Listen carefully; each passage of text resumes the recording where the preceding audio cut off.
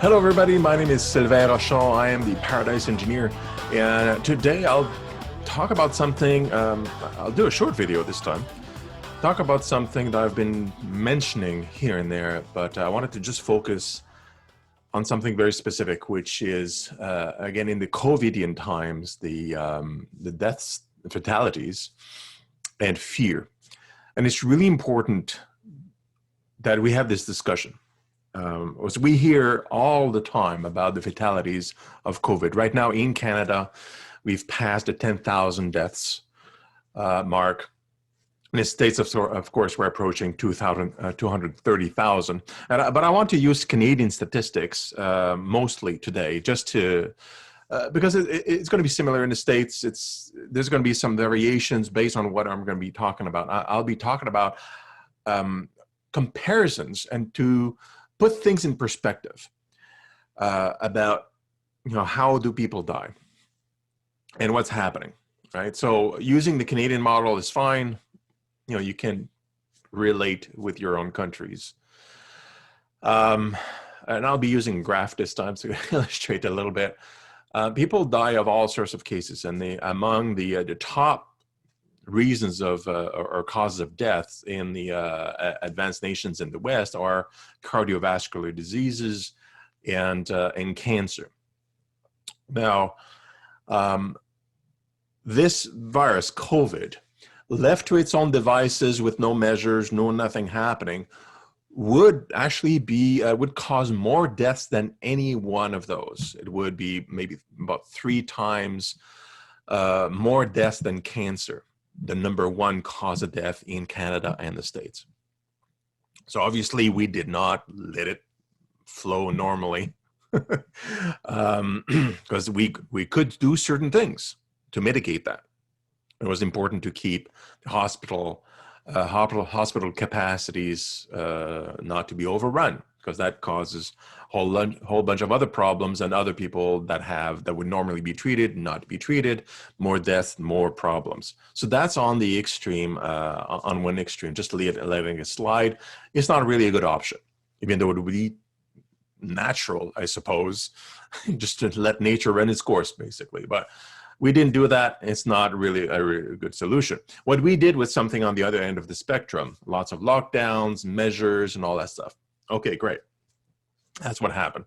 So right now we're at 10,000 in Canada, and we're going to be, I mean, it's hard to determine exactly because of different things that at the end of the year hasn't occurred yet. But right now, at the end of October, we're looking at probably around maybe 13,000 deaths by the end of the year in Canada. And the States, more like 300,000, maybe more, something like that. Anyhow, but if you compare like those trends, the actual trends based on measures, right, to other diseases, the Covidian deaths would still be in the top 5-ish of causes of deaths if you look at statistics from last year. Because what we do when we look at statistics and what causes deaths, we have to look beyond the actual statistic of the disease itself, because the measures that we put in place are actually changing the numbers. So what we do is we being scientists and analysts and researchers like I am, we look at the excess deaths. So how many up until mid-October, how many deaths exceeded the average if we look at the previous years, right? In the States, it's been by mid-October, it was 300,000 excess deaths. In Canada, a little bit more, but not so much. So a very small amount. Generally, it's been the same amount of deaths plus the COVIDs.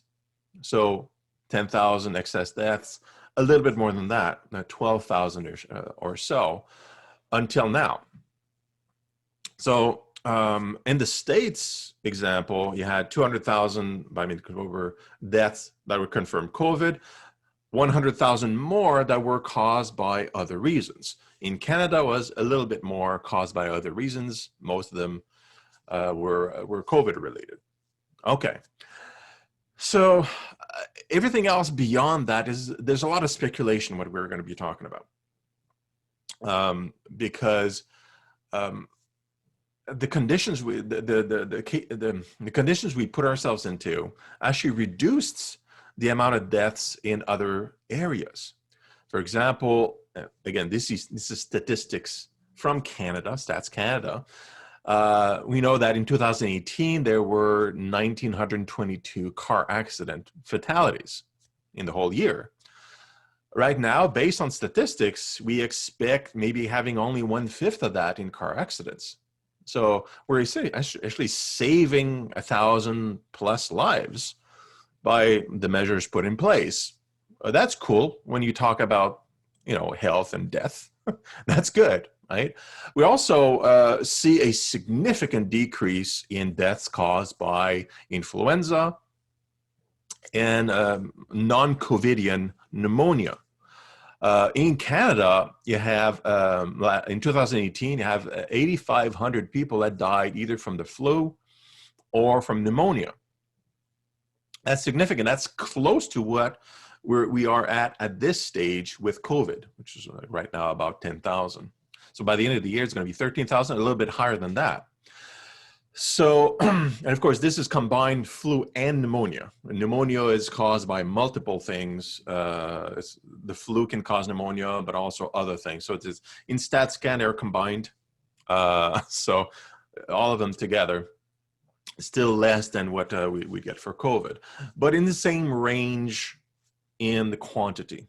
Okay, I'm giving you these numbers for a reason, so hang with me.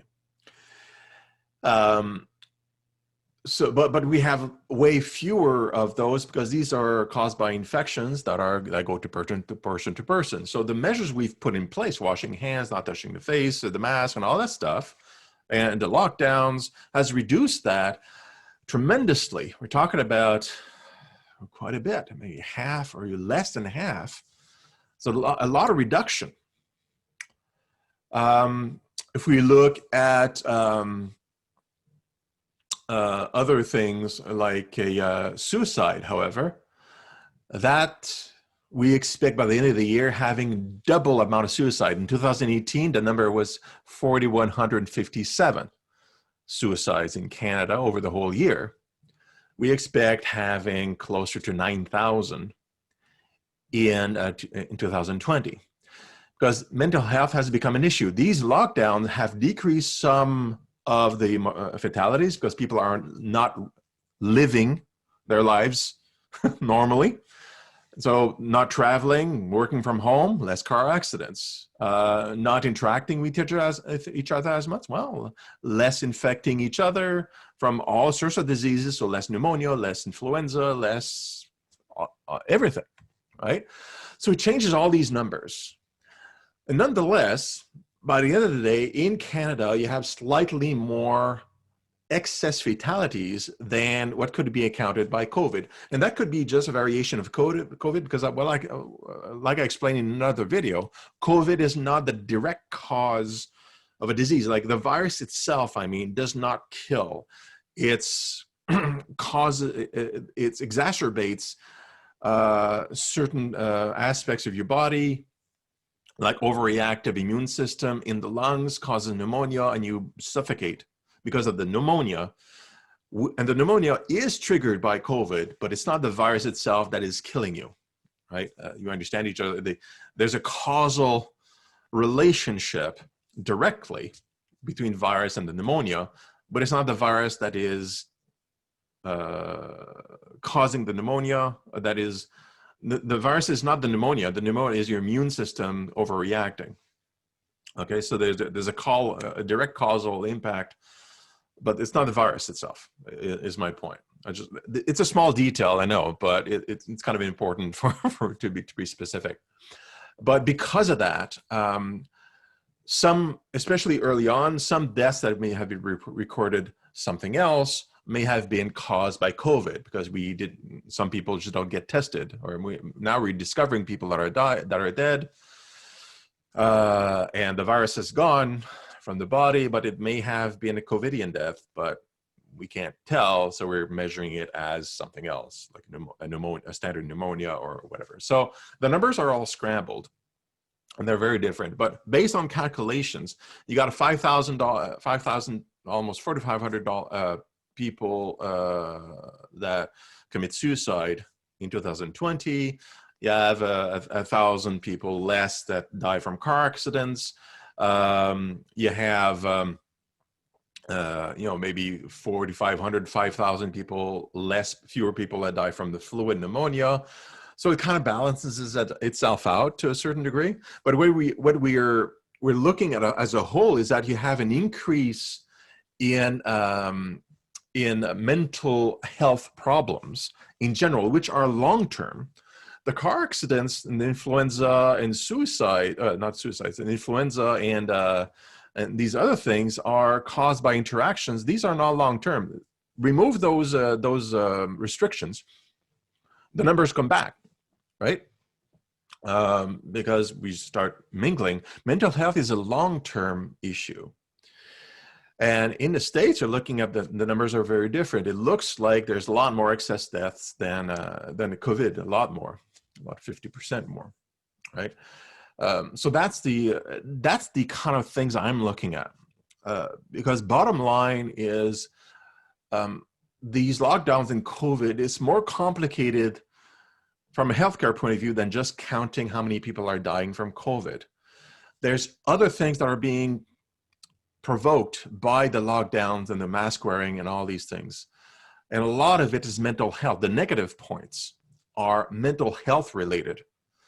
More people dying of overdose, drug overdose, for example. A lot, like double number of people that are dying from the overdose expected by the end of the year. The double possibly of people dying with suicide. And these are thousands of people that are dying. And those that don't die, because these are just the people that succeed at committing suicide, but we know from statistics that 2.5 times more people attempt suicide, that's self-harm, than those that die. So if 4,100 people died of suicide in 2018, you had like 13,000 people that attempted the suicide. And in fact, I think I saw an article last, I think it was like, I don't know, there was one year where there was 25,000 Canadians that were hospitalized because of self-harm attempts at suicide. And only a few thousand of them actually died. But these are people that are hurting from mental health. So the picture of the suicide, the doubling of the suicide, is just the tip of the iceberg at what harm we're causing ourselves by the lockdowns and a lot of the fear. So when we hear about the COVID and the fatalities all the time, and the fear of going to work, and I've had personal experiences with this in my family and strangers, having discussions with me and asking me, because they know, I have some expertise or I'm active in this space talking about these things. There was this person from a bank that I was asking for banking advice for a business, and he was worried going back to work at the office because he had been working from home, and he was scared. And a lot of people are scared. I see people reacting, parents reacting protectively for their children, and that's good. But think about the mental health. Everybody is scared because it's shown as a scary thing more than something that we are grasping and controlling. And the measures that are put in place are scary and scaring people, especially people with disabilities, LGBTQ individuals, people that already have mental health issues, and the indigenous are overly affected as well. According to statistics, they are the ones that will be self-harming. If one year there was 25,000 Canadians that tried to commit suicide, and we're looking at double the amount of suicides, successful fatalities from suicide this year, we may have 50,000, 25,000 people more than usual attempting suicide in 2020. Okay, this is something that, these are statistics that I've looked at. These are percentages that I've looked at from research, Statistics Canada, and other mental health related websites that calculate these things. So, okay, 13,000 people died extra of COVID by the end of the year with the measures in place and so on and so on. That is tragic.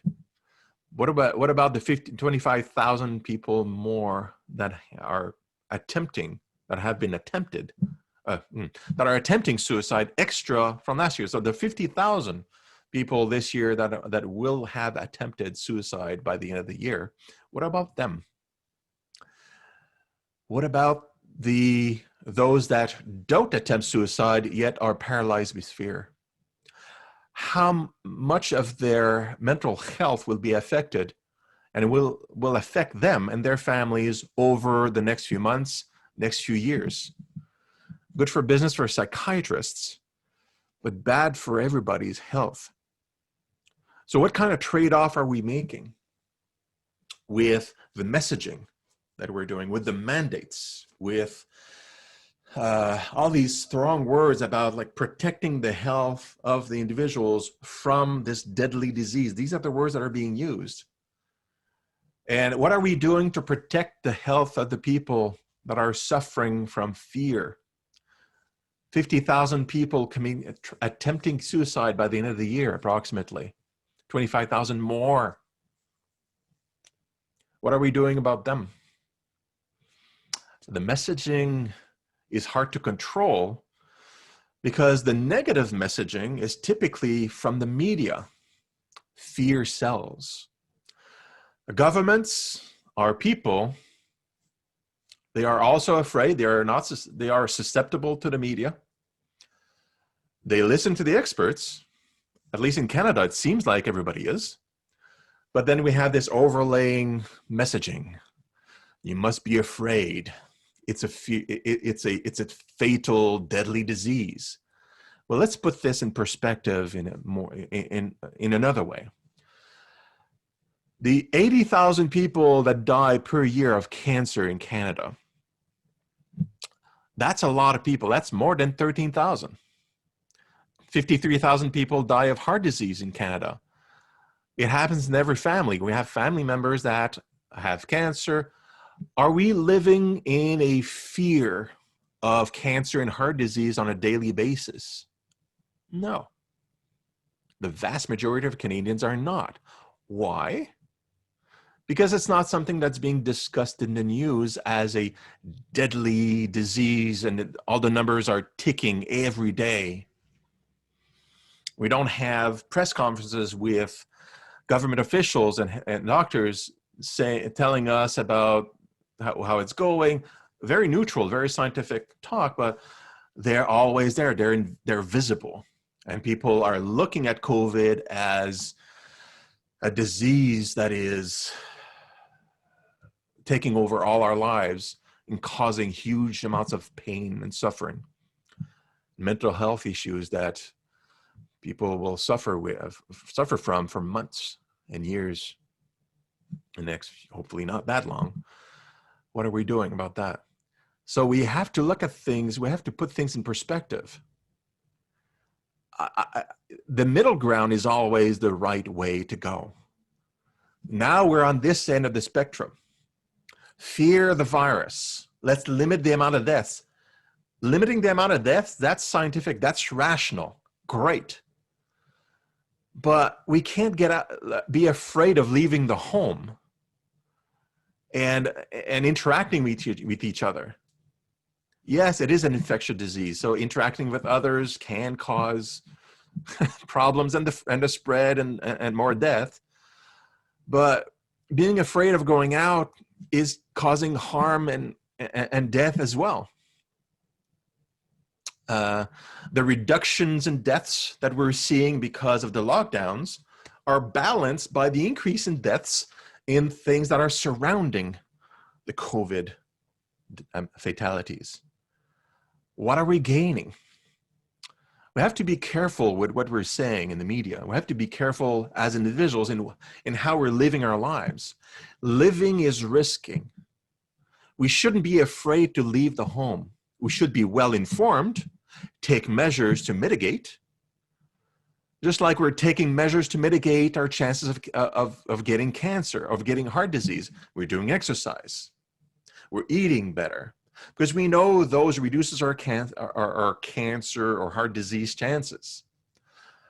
We're living longer lives, and there's medical treatments to do that. But we don't live in fear of cancer and heart disease, major causes of death, way more than what we're going to see from COVID disease itself by the end of the year. So my message ultimately here is this, in conclusion: don't be afraid of it.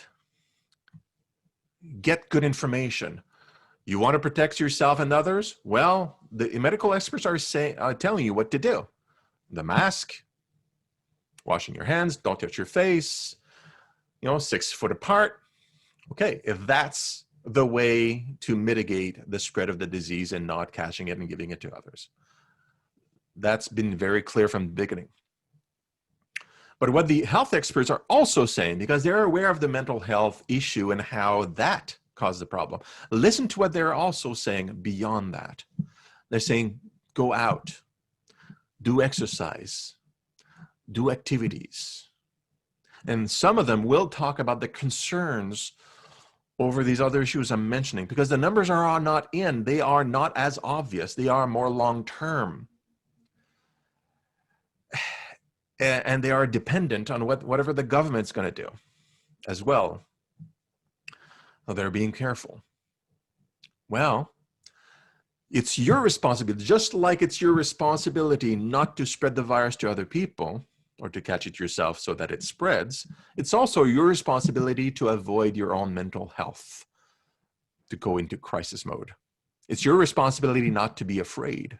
That's a decision. So try to ignore the fatalistic talk of the media. This virus is in the same range of fatality as cancer and heart disease, which is serious, but you're not afraid of those. And you know how to mitigate those, and you know how to mitigate COVID. So why not start behaving like it's another disease that is in circulation that you know how to prevent?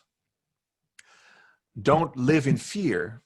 And by being fearless and going out about your day without fear, you show others that it's okay to live without fear in these days.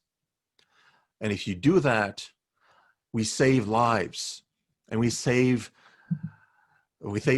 people from mental disease, from long-term impediment and disability. At the end of the day, we won't know for sure, but I suspect, based on those numbers, if we look back 5 years from now at what were the main causes of deaths in 2020, we'll probably see that COVID is not number one.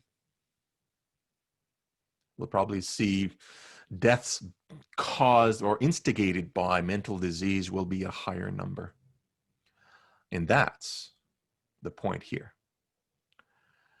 So it's always a middle ground. It's not ignore everything, and it's not be fearful of it and stay at home and isolate yourself from society in fear. It's an informed middle ground. An informed middle ground where fearlessly you can go out and do things with people, reducing the amount of spread because you don't go out as much maybe, and you're wearing masks sometimes, and you're keeping away, you're not hugging as much as you used to, and you stay away from people that are vulnerable more than anything because they're a problem. But if a person is suffering from isolation, don't leave that person alone. Socialize, go out, get exposed to get your immune system exposed to other people, because that keeps your immune system healthy as well. That's a good health tip. That's why the doctor is saying, go out, do exercise, do things. Yes, do meet with people, just not crowds, and don't go too close. Do things that helps your immune system staying strong. And the exercise is good for you. It's good for your health. It's a complicated bit. It's not so simple. But you got to go with information, and you got to go and live your life fearlessly. Last little point I want to finish with, and I've told this to you before, and the data seems to show the same thing, and it reinforces what I've told you before in a video. This virus is going to be with us for a while. The vaccine candidates will help a whole lot in freeing us from the fear, because we'll be more comfortable going out. But we won't be seeing that until middle of next year, when there's going to be enough people inoculated. But the effectiveness of the vaccines that are coming out right now are not sufficient, not even close to be sufficient to eliminate the disease, even if everybody on the planet is inoculated.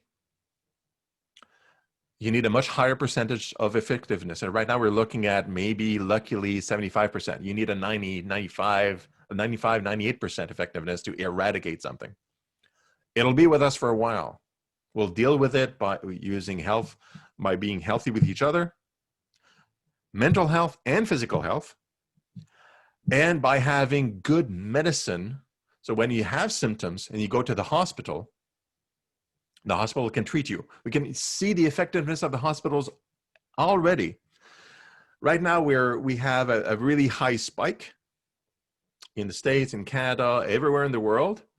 But the fatalities from that spike that's already been going for a while, in proportion, will not be anywhere near where it was in March and April, because we've learned, and we have some medicine available, even though not a lot, and not super effective yet. And the healthcare professionals have learned from their experiences from before. We'll be able to live with this without fear, being very well informed. Just like in the 80s, I remember HIV was a mystery, was a new thing. We didn't know a whole lot about it, kind of same here. But then when we learn how to protect ourselves from it, when we learn how it's transmitted, in this case, condom.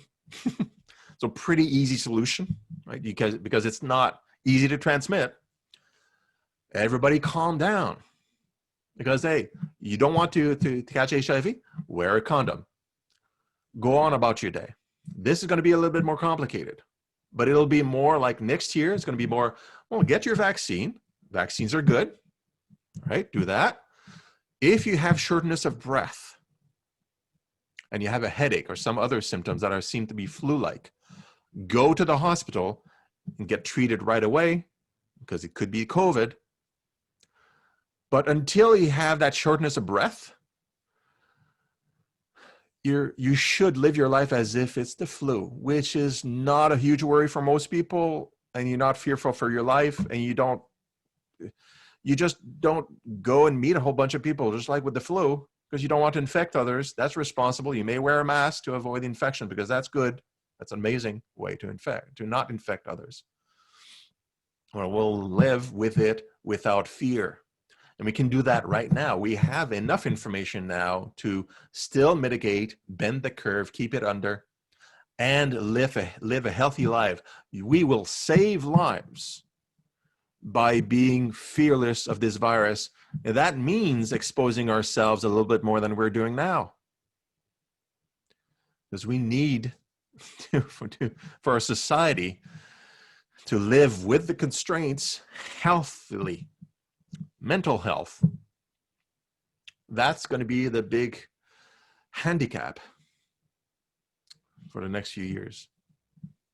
So, hope you're with me, and you're going to work with me to make Canada and the rest of the world a healthy, responsible, informed society that doesn't fear disease, because it is not the plague. It's not that bad. It's not the flu either. Okay? It's way worse than the flu. But we need to live with viruses and bacteria all day long, all the time. Just like we need to live with cancer and heart disease. So let's take a deep breath and let's live, shall we?